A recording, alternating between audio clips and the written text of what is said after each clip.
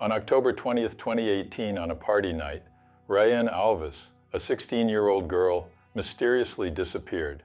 What was supposed to be a day of joy and celebration turned into a nightmare after Rayane's body was found days later.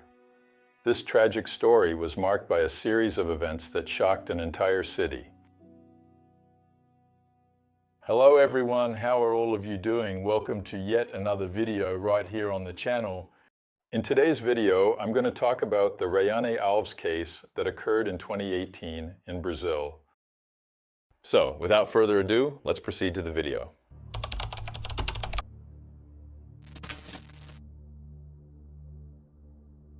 Rayane Alves was a 16-year-old girl who lived in a city called Mogi das Cruzes, a municipality with more than 450,000 inhabitants located in the metropolitan region of São Paulo. Daughter of the couple Marcio Alves and Rayane Paulino, she was described by her family and friends as a happy, good-humored girl who was very close to her family. In addition to being in her second year of high school, she was also studying English and was doing an internship at a company linked to the automobile industry.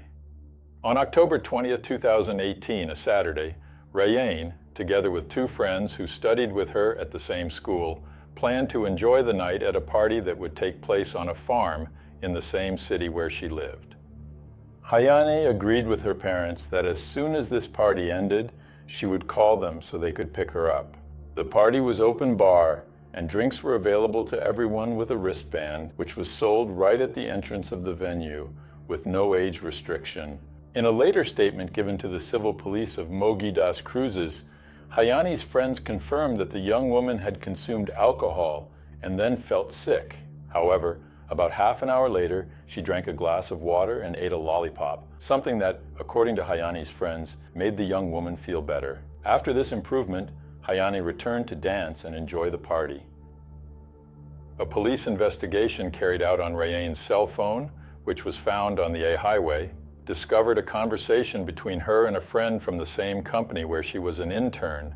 During this conversation, the woman sent audios in which she clearly appeared upset, although she insisted, when questioned by her friend, that she was not drunk. Rayane also told this same friend that she wanted to be alone, but her friends wouldn't let her. This friend sent the last message to Rayane at 11:47 p.m. on Saturday night, but she didn't reply. In the early hours of Sunday, Rayane reportedly told her friends that her father was on his way to the country house to pick her up and began to say goodbye. Her friends offered to go along with her to the exit. However, halfway there, Rayane mentioned that they could turn back because she would meet her father alone and she wanted some alone time with him. Rayane's friends then permitted her to go by herself and return to the party. According to investigations, Rayane actually left the party location. However, her father had not been informed by her to come and pick her up. She left alone. After leaving the farm alone, Rayane walked along a road towards Guararema, a city that is neighboring Mogi das Cruzes. On the way, an app driver, who was later questioned by the police, reported having found Rayane walking along the road.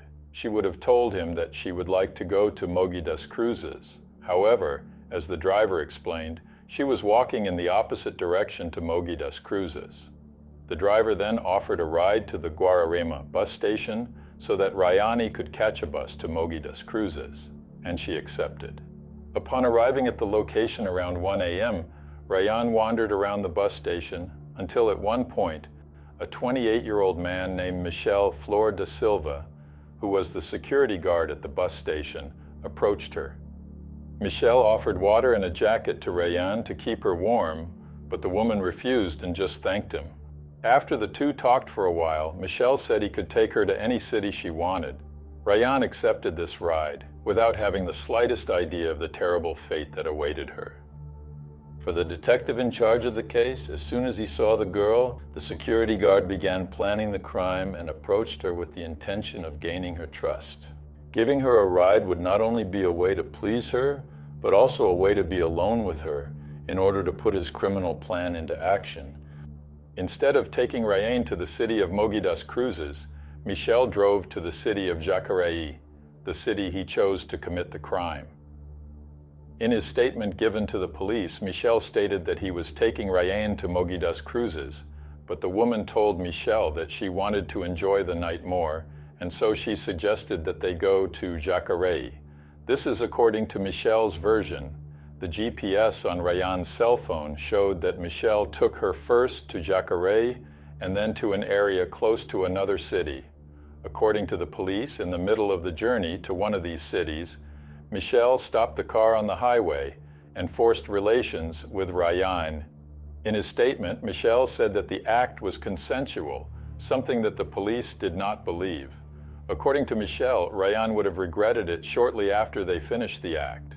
Rayane then started kicking him and shouting that Michel had forced a relationship with her and that she was going to report him to the police. At 2:10 in the early morning, a call to the military police was made from Rayane's cell phone. That call lasted only 14 seconds and was not completed. It is believed that it was at that exact moment that Michel immobilized and suffocated Rayane, who passed out shortly afterwards. According to the police, Michel has knowledge in martial arts and added to this plus the fact that he was much stronger than Rayane. The woman had no way to defend herself. After that, Michel took Rayane, who was unconscious, to a forested area, and upon arriving there, he checked her pulse.